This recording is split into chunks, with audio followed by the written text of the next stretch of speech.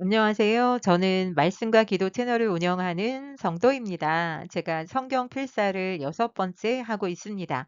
그래서 이번 시간에는 성경 필사를 하면서 느낀 점과 오늘 필사한 시편 48편 말씀을 함께 나눠보려고 합니다.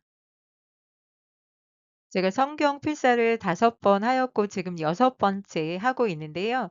그래서 제가 언제 했는지 한번 살펴보았습니다. 맨 처음 필사를 한 건 2013년 1월 9일부터 2013년 11월 17일까지이고요. 두 번째는 2013년 11월 18일부터 2015년 3월 13일까지 이렇게 두 번째까지는 그냥 일반 노트에다가 썼었고요. 세 번째는 2015년 3월 13일부터 2016년 12월 27일까지인데요. 이때는 필사 노트를 아예 사서 신약, 구약 이렇게 두 권의 필사를 하였던 기억이 있습니다. 네 번째는 2017년 3월 1일부터 2021년 9월 17일까지인데요. 한 권으로 되어 있는 필사 노트에 기록을 했었고요. 세 번 필사를 하고 나서 이제 그만할까라고 생각을 해서 한동안 몇 달 동안 중단했던 기억이 있습니다. 다섯 번째는 2021년 9월 18일부터 2023년 4월 4일까지 이때도 필사 노트를 따로 구입했었는데요. 한 7권짜리 노트에 적었던 기억이 있습니다.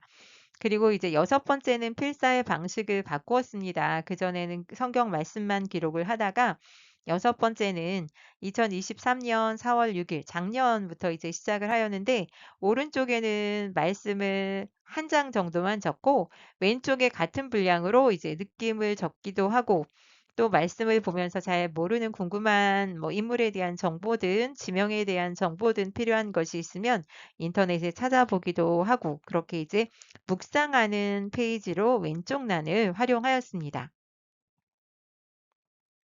제가 필사를 한 계기는 그때 당시를 떠올려 보고 있는데 정확한지는 모르겠지만 지금 생각에는 우선 시간에 11조를 드린다고 생각했던 것 같습니다. 저희가 물질로 11조를 드리기도 하고 또 몸으로 또 11조를 드릴 수도 있는데 저는 하루 24시간이면 그중에 2시간 반이나 3시간 정도를 하나님 말씀을 쓰는 데 할애해야겠다라고 생각해서 처음 한동안은 분량을 상당히 많이 잡고 필사를 했던 것 같아요. 성경 말씀 거의 뭐 10쪽 정도를 이렇게 필사를 한다거나 그랬던 기억이 있습니다. 그리고 필사를 한 계기 중에 하나는 하나님의 말씀을 체화시키고 싶다는 생각을 했어요. 그래서 그 말씀이 제 몸에 스며들어서 저를 통해서 이렇게 향기로 드러났으면 좋겠다. 그런 생각이 드러났고 있었고요. 그리고 한편으로는 또 필사를 많이 하면 '하나님의 축복을 받지는 않을까?' 뭐 하는 마음에 축복받고 싶은 마음에 필사를 했던 것 같습니다. 필사하면서 장점이 많겠는데 이건 저의 개인적인 생각입니다. 단편적으로 알던 말씀을 이제 전체적인 흐름을 파악하게 되었다는 것이 이제 가장 큰 장점인 것 같아요. 그전에는 일부 말씀만 암송을 많이 하고 일부 기절만 살펴보거나 일부 이제 한 뭐 히브리서든 빌립보서든 사도행전이든 한 부분을 필사는 이제 여러 차례 했지만 전체적으로 필사를 자주 하지 않아서 이렇게 전체적인 흐름을 파악할 수 있다는 것이 가장 큰 장점이었고요. 그리고 또 하나는 일정 시간을 할애해서 하나님 말씀을 쓰는 거니까 말씀을 가까이 하는 시간을 갖게 되었다는 것. 그리고 그 외에 성경 말씀을 가까이 하는 것이 습관화됐다는 것은 필사의 장점이라고 할 수 있습니다. 필사하며 느낀 단점도 있는데요. 이건 순전히 저의 개인적인 생각들입니다. 아무 생각 없이 쓰게 될 때가 있어요. 마치 숙제하는 것처럼 그 필사를 하다 보니까 쓰면서 딴 생각을 하기도 하고 막 이렇게 여러 가지 생각을 하기도 하고 그렇게 되더라고요. 그래서 하루 일과 중 하나로 때울 때도 있고 막 이런 것 같아서 지금 여섯 번째 필사할 때는 이제 오른쪽에는 말씀을 적고 왼쪽에는 그것을 묵상하는 묵상 노트처럼 지금 사용하고 있는데요. 개선할 점도 여러 가지 있는 것 같습니다. 그래서 제가 정리하면서 느낀 것은 말씀을 필사하는 시간, 말씀을 묵상하는 시간 당연히 중요하고요. 그것과 함께 기도하는 시간도 따로 할애를 해 두어야 될 것 같아요. 말씀을 하루에 만약에 10분, 20분, 30분 이렇게 쓴다면 기도도 역시 10분, 20분, 30분 할 수 있는 시간을 마련해 두는 것이 좋고, 그리고 묵상한 말씀을 삶 속에 아주 작은 하나라도 실천하는 그런 삶의 방식으로 나아가면 조금 더 좋아지지 않을까 하는 생각을 하였습니다.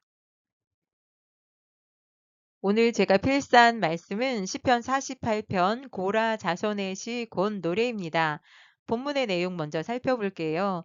여호와는 위대하시니 우리 하나님의 성 거룩한 산에서 극진히 찬양 받으시리로다. 터가 높고 아름다워 온 세계가 즐거워하며 큰 왕의 성 곧 북방에 있는 시온산이 그러하도다.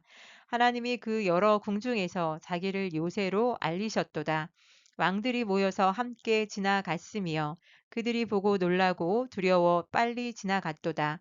거기서 떨림이 그들을 사로잡으니 고통이 해산하는 여인의 고통 같도다. 주께서 동풍으로 다시스의 배를 꿰뜨리시도다. 우리가 들은 대로 만군의 여호와의 성 우리 하나님의 성에서 보았나니 하나님이 이를 영원히 견고하게 하시리로다. 셀라. 하나님이여 우리가 주의 전 가운데에서 주의 인자하심을 생각하였나이다. 하나님이여 주의 이름과 같이 찬송도 땅끝까지 미쳤으며 주의 오른손에는 정의가 충만하였나이다. 주의 심판으로 말미암아 시온산은 기뻐하고 유다의 딸들은 즐거워할지어다. 너희는 시온을 돌면서 그곳을 둘러보고 그 망대들을 세어보라. 그의 성벽을 자세히 보고 그의 궁전을 살펴서 후대에 전하라. 이 하나님은 영원히 우리 하나님이시니 그가 우리를 죽을 때까지 인도하시리로다. 오늘 말씀 가운데 저는 14절 말씀에 주목을 하였습니다. 이 하나님은 영원히 우리 하나님이시니 그가 우리를 죽을 때까지 인도하시리로다 라고 하였는데요. 이 하나님은 어떤 하나님일까? 앞 내용을 살펴보았는데 하나님은 위대하시고 그리고 찬양 받으실 분이라는 것, 그리고 자기를 요새로 알리신 분이다. 그리고 동풍으로 다시스의 배를 깨뜨리시는 분이다. 그리고 여호와의 성을 영원히 견고하게 하시는 분이시다. 그리고 심판하시는 분이다. 이런 말씀을 통해서 제가 생각한 것은 다음과 같습니다. 하나님은 위대하시고 우리의 찬양을 받으실 분이시며 요새가 되시고 바람으로 배를 침몰하게도 하시며 하나님의 성을 견고하게 하시고 심판을 통해 하나님의 자녀를 기뻐하게 하시는 분으로 드러나고 있습니다. 이러한 분이 영원히 우리의 하나님이 되시고 그리고 우리가 죽을 때까지 인도하시리라고 고라 자손은 노래하고 있는데요. 이 말씀을 통해서 이러한 하나님의 우리의 삶을 선하게 인도하실 것이기 때문에 앞으로 아무것도 염려하지 않고 오직 모든 일에 기도와 간구로 구할 것을 감사함으로 아뢰일 뿐이다. 그리하면 모든 지각에 뛰어난 하나님의 평강이 그리스도 예수 안에서 우리의 생각을 지키실 것이기 때문이다 라는 생각을 하게 되었습니다. 앞날이 불안할 때도 있고 미래의 저의 삶이 어떨지 알고 싶을 때도 많은데 이 하나님께서 영원히 함께 하시고 우리의 삶을 인도하실 것이다 라고 하기 때문에 하나님의 말씀을 따라서 천천히 나아가면 될 것 같습니다. 감사합니다.